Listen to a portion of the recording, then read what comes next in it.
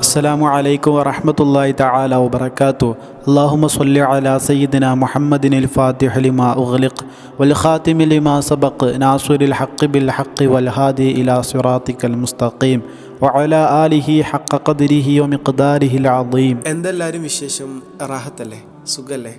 അല്ലാഹു സുബ്ഹാനഹു വ തആല നമ്മളെല്ലാവരെയും ഓൻ്റെ ഉത്തമ അടിമകളിൽ, ഓൻ്റെ ഇബാദുകളിൽ, ഓൻ്റെ മുഅ്മിനീങ്ങളിൽ നമ്മളെ ഉൾപ്പെടുത്തി അനുഗ്രഹിക്കട്ടെ. ആമീൻ.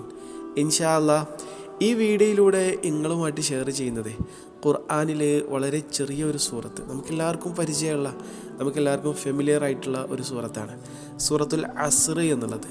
അല്ലേ?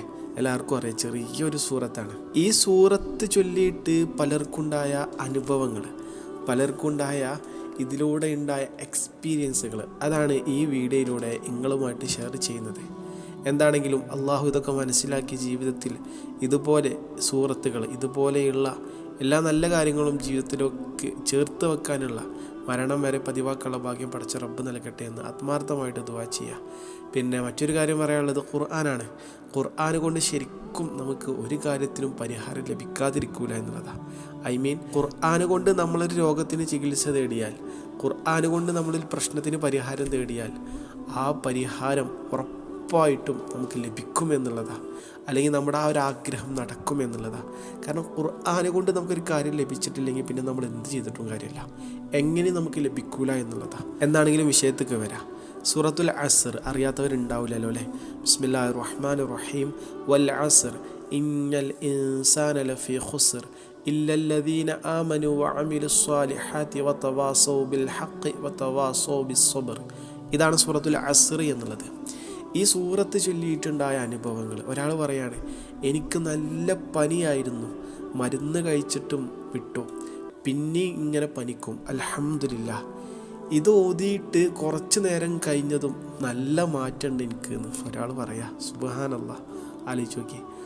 അതുപോലെ തന്നെ മറ്റൊരാൾ പറയാണ്, അൽഹംദുലില്ലാഹ് 3 ദിവസമായിട്ട് പനിയായിരുന്നു, കുറേ ഇങ്ങനെ മാറും വരിക ചെയ്യും.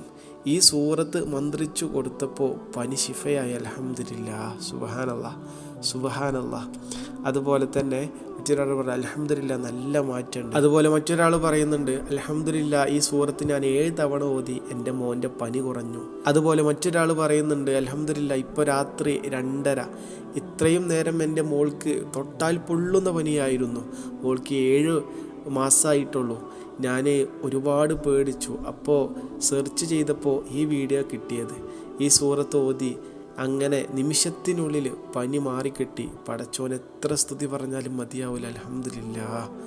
അതുപോലെ തന്നെ മറ്റൊരാൾ പറയുന്നുണ്ട്, ഉസ്താദിന് ഒരുപാട് നന്ദി, അൽഹംദുലില്ലാഹ് എൻ്റെ കുട്ടിയുടെ പനി സൂറത്ത് ചൊല്ലിയതും കുറഞ്ഞു വരാൻ തുടങ്ങിയെന്ന്. സുബ്ഹാനല്ലാഹ്. ഞാൻ ഈ മെസ്സേജ് ടൈപ്പ് ചെയ്യുന്നത് ICUവിൽ നിന്നാണ്. എൻ്റെ 1 വയസ്സുള്ള മോൾക്ക് കഠിന പനിയായിരുന്നു, അൽഹംദുലില്ലാഹ് ഈ സൂറത്ത് കണ്ട് ഞാൻ ഊതിയ വെള്ളം മോളെ കുടിപ്പിച്ചു, അൽഹംദുലില്ലാഹ് പനി പെട്ടെന്ന് ശിഫയാവാൻ തുടങ്ങി. ചുരുക്കി പറഞ്ഞാൽ ഇങ്ങനെ ഒരുപാട് അനുഭവങ്ങൾ. ശരിക്കും ഇതൊക്കെ ഷെയർ ചെയ്തത് നമുക്കും ഇതിലൊക്കെ ഒരു വിശ്വാസം, ഇതിലൂടെയൊക്കെ ഫലം ലഭിക്കുമെന്നുള്ളത് തെളിയിക്കാനാണ്. അള്ളാഹു അനുഗ്രഹിക്കണം. അള്ളാഹ് ഖൈറ് മനസ്സിലാക്കാൻ തൗഫീക്ക് നൽകട്ടെ. ആമീൻ. അസ്സലാമു അലൈക്കും വറഹ്മത്തുള്ളാഹി.